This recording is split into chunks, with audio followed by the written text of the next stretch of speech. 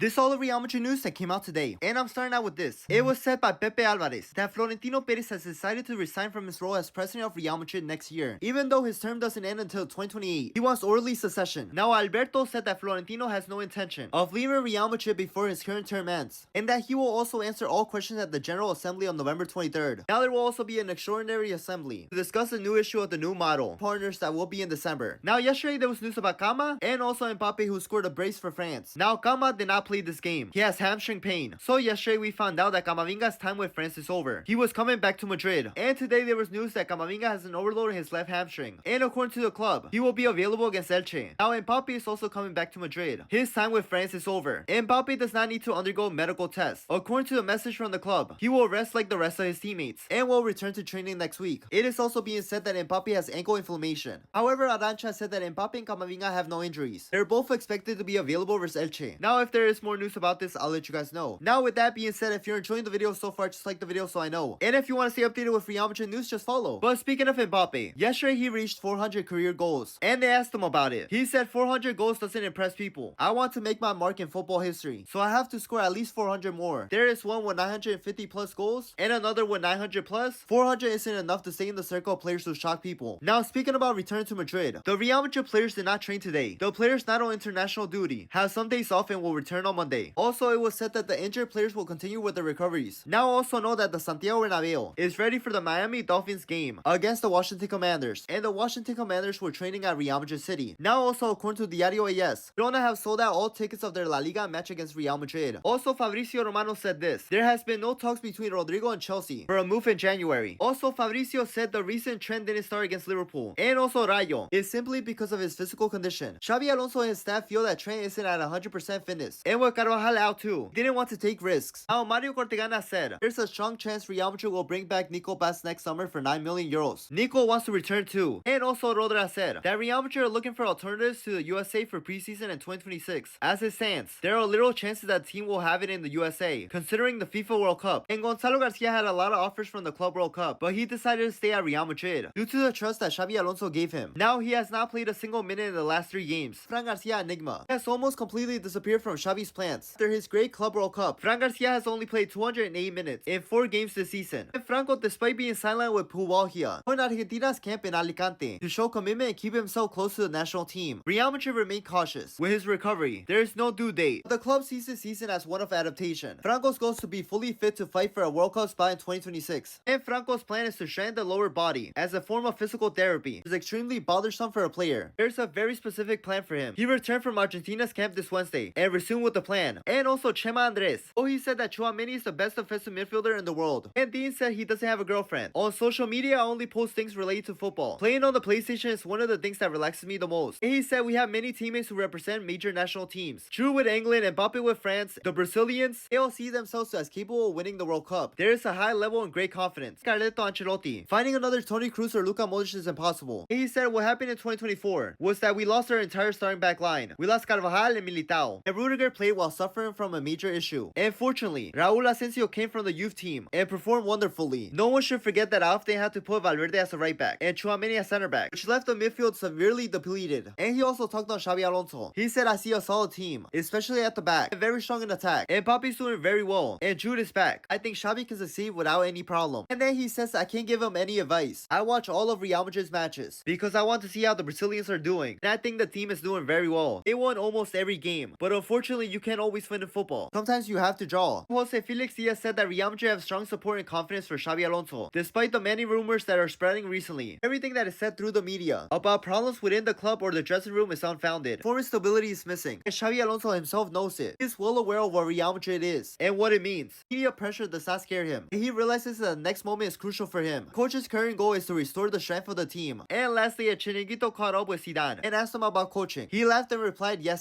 They also asked him about Xabi Alonso's current team. Obviously, he didn't respond. But anyways, with all that being said, let me know what you guys think about the news.